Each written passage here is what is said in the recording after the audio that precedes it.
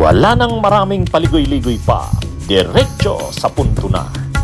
Maiksi lang ang komentaryo, pero diretso sa punto. Maraming kuro-kuro, may tiwali, may totoo. Dito, sa puntong diretso tayo. Punto, diretso. Ang malungkot ngayon kasi tinanggap na mismo, inamin na mismo ni Aplaska na wala ngang CCTV footage. Nung shooting incident, wala. Ayan o. Oh, ito na yung mga statement ni Aplaska tungkol dyan.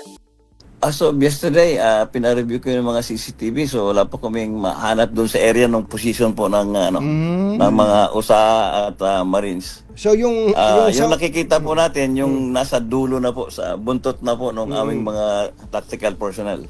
So ang may CCTV, yung NBI, yung galaw ng NBI, pero yung galaw ng USAA, walang kuha ng CCTV. As of yesterday, sabi ko nga, wala kaming mahanap na kuha ng mga galaw ng USAA. Oh, hindi ko to intriga ha. Hindi ko to intriga mga kabunyog, mga kababayan. Hindi naman tayo nang iintriga eh. Nagsasabi lang tayo ng katotohanan.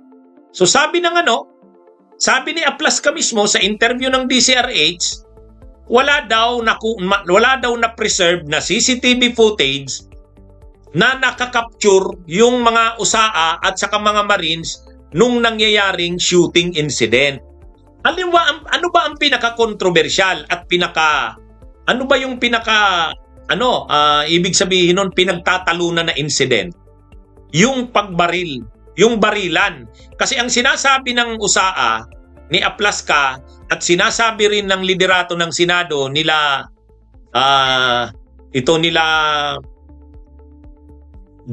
Cayetano, ang sinasabi nila, mga kabunyog, wala daw inattack daw ang Senado. Pinasok daw ng NBI. Dahil pinasok ng NBI yung Senado under attack, napilitang magpaputok ngayon ang USAA. Itong sila Aplaska. Itong Office of the Senate Sergeant at Arms. Ngayon, ano ang pinakapatunay niyan? Kasi nagtatalo nagkakaroon ng pagtatalo. Pinaka-ebidensya niyan yung CCTV footage. Di ba? Hindi magsisinungaling yung camera yung footage ng CCTV. Kasi Senado yan, lahat halos ng corners niyan, lahat ng kanto niyan ay mayroong CCTV footage. Ay may CCTV cameras.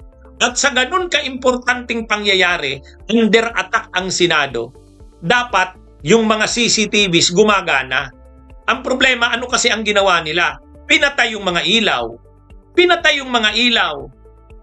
Tapos sila lang naman ang nakakakita, sila lang ang pumunta, sila Aplaska lang at yung mga USAA, sila lang yung pumunta doon sa corner na yan, dyan sa may pinto na yan. Sila lang yung pumunta dyan.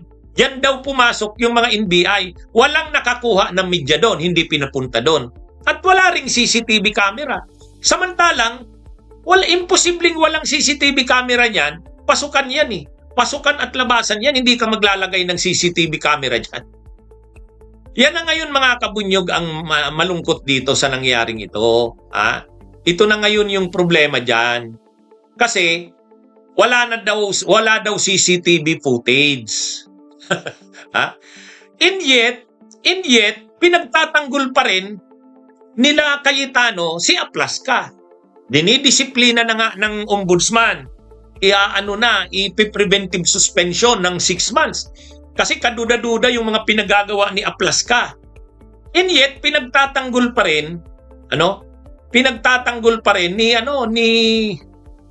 mga kabunyog. Pinagtatanggol pa rin ni Cayetano itong si Aplaska.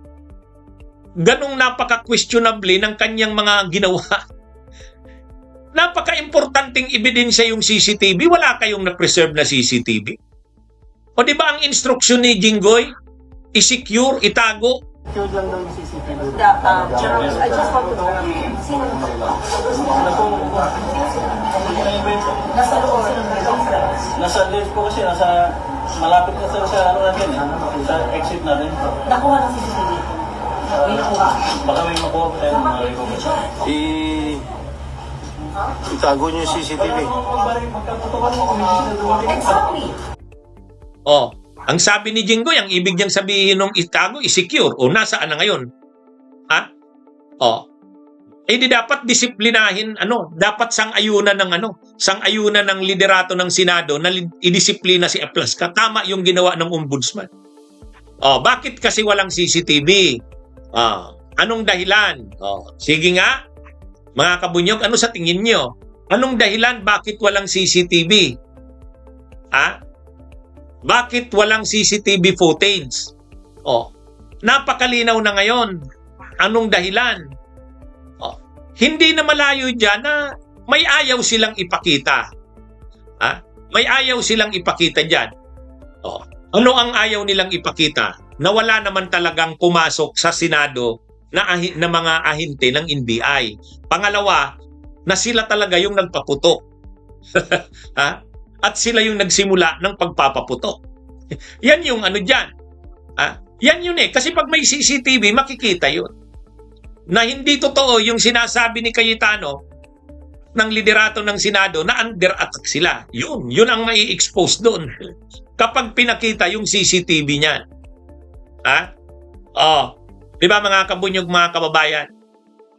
Ako, hindi ako nang iintriga, pinapakita ko yung mga resibo. Oh, ano ba yung sinabi ni, Tempo? USAA says no CCTV footage of Senate security during shooting incident. Oh, saan ka naman nakakita? Napaka-critical na pangyayari. Under attack daw ang Senado, sabi nila Cayetano. And yet walang maipakitang CCTV footage. Ha? Oh, and yet gusto nila paniwalaan natin sila. Gusto nila paniwalaan natin yung bersyon ng Senado.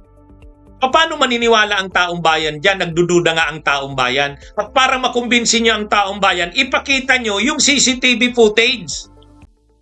Ha? Noong si Bato de la Rosa ay pumasok noong May 11 at hinabol siya, paakyat doon sa hagdan. Oh, anong pinapakita ninyo noon? Pinapakita ninyo noon na hinabol nga si Bato de la Rosa ng mga ahente ng NBI. At pinakita nyo yun na proof noon yung CCTV footage. Ngayon, gusto nyong ipakita na under attack ang Senado kasi paulit-ulit si Cayetano niyan, sige siyang live. Ha? Nakailang live na si Cayetano para kumbinsin ng taong bayan na under attack nga ang Senado. O ngayon, di sana, kung totoo nga yan, ipakita nyo yung CCTV footage. Ang problema, bakit wala kayong maipakita? Bakit wala kayong maipakita? So, ha? Yan. At malinaw din naman na nung nangyayari yung insidente na yan, nagsalita si Jinggoy Estrada na itago mo ang CCTV. General, itago mo ang CCTV.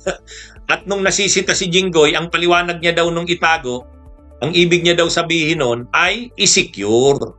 Ha? Ibig sabihin, pag kailangan na, dapat nandyan yan kasi ebidensya yan. O yun na nga, kailangan na. Oh, nasaan na? Ha? Oh, yan na mga kabunyog. And yet, gusto nila, paniwalaan sila.